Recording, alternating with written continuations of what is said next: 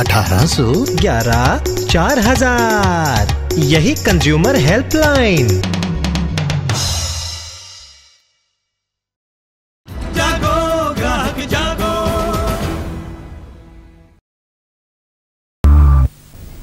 आजकल के समय में एक बात जो सब पे बुरी तरह लागू होती है वो ये है कि जो दिखता है सो बिकता है, और इसीलिए बहुत होड़ लगी होती है कंपनियों में कि अपने सामान को, अपने जो भी प्रोडक्ट है उसको अच्छे से अच्छी तरह दिखाएं और पेश करें। जी, लेकिन जो दिखता है क्या वो सही है? कहीं मिसलीडिंग तो नहीं?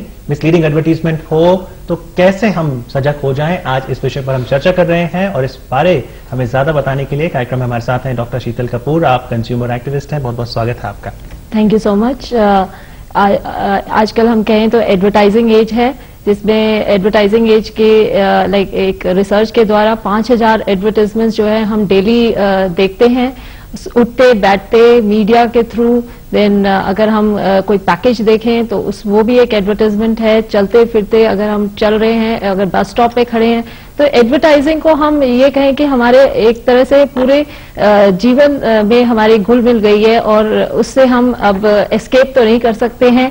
पर यह है कि जब एडवर्टाइजर्स जो हैं वो प्रॉफिट करने के लिए गुमराह करते हैं कंज्यूमर्स को, तो उस टाइम पे हमें किस तरह से सजग रहना चाहिए उसके बारे में मैं बताना चाहूंगी कि पहली बात है कि किस तरह से गुमराह किया जा रहा है कंज्यूमर्स को।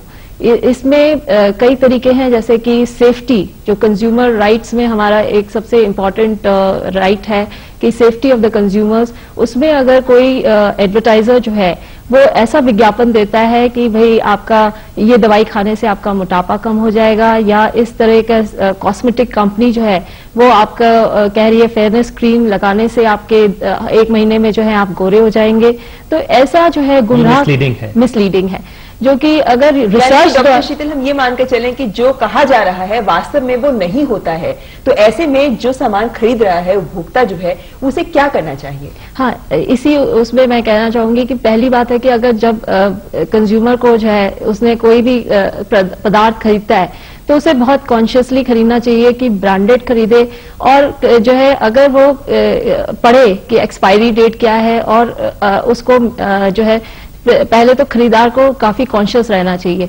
अगर उसको जो है अगर वो तब भी जो है मिसलेड हो जाता है तो उसमें बहुत सारे रेगुलेशंस हैं और लॉज बनाए गए हैं।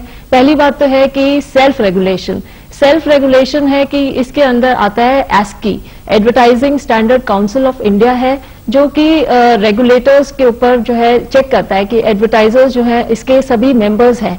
और मैं यहाँ पे रोकना चाहूंगी क्योंकि आपने अभी कहा कि ब्रांडेड प्रोडक्ट्स खरीदें, लेकिन आजकल भी जैसा देखा जाता है कि ब्रांडेड प्रोडक्ट्स भी अगर कोई दावा करते हैं, यहाँ तक कि ये भी कहते हैं कि अगर असर नहीं करता तो वापस कर जाइए, लेकिन जब वापस करने जाओ तो वापस होता नहीं है। अगर ऐसे कोई अनुभव भी किसी के साथ हो तो सीधा एक रास्ता क्या है कि वो उसे क्या कदम उठाना चाहिए?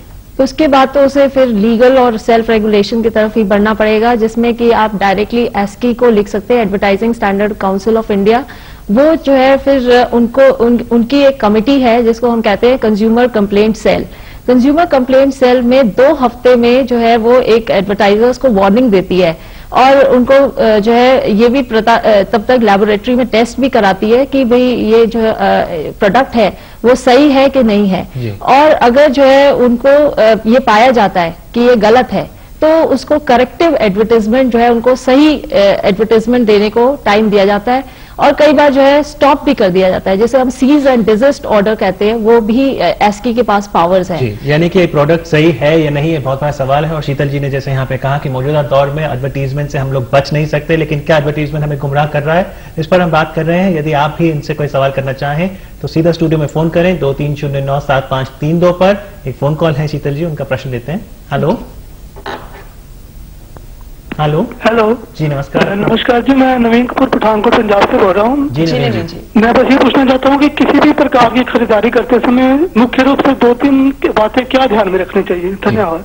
क्या जैसे हम बाकी चीजों के लिए करते हैं कि बिल लेना चाहिए, रिसीट होनी चाहिए, क्या बातें ध्यान में रखनी चाहिए जब हम खरीद रहे होते हैं? यही बात है कि सबसे पहले कंज्यूमर जो है उसे कॉन्शियस रहना चाहिए कि भाई जो भी प्रोडक्ट खरीदे तो उसकी कौन मैन्युफैक्चरर है उसको चेक करे, और ब्रांडेड, जैसे मैंने कहा कि ब्रांडेड प्रोडक्ट्स में आपके पास एटलीस्ट ये तो पता है कि वो कहाँ से आ रहा है, कौन मैन्युफैक्चरर है उस प्रोडक्ट का, क्योंकि आजकल जो है मार्केट में बहुत सारे स्प्यूरियस ब्रांड्स भी हैं। लेकिन शीतल जी, जो स्प्यूरियस ब्रांड मार्केट में बहुत आ जाते हैं, कंज्यूमर कितना भी सतर्क है उसके लिए थोड़ा मुश्किल है। क्या कोई रेगुलेटरी बॉडी है, आपने स्काई का जिक्र किया, और क्या वो बॉडी वो प्रोडक्ट इससे पहले मार्केट में उतरे उससे पहले चेक करती है?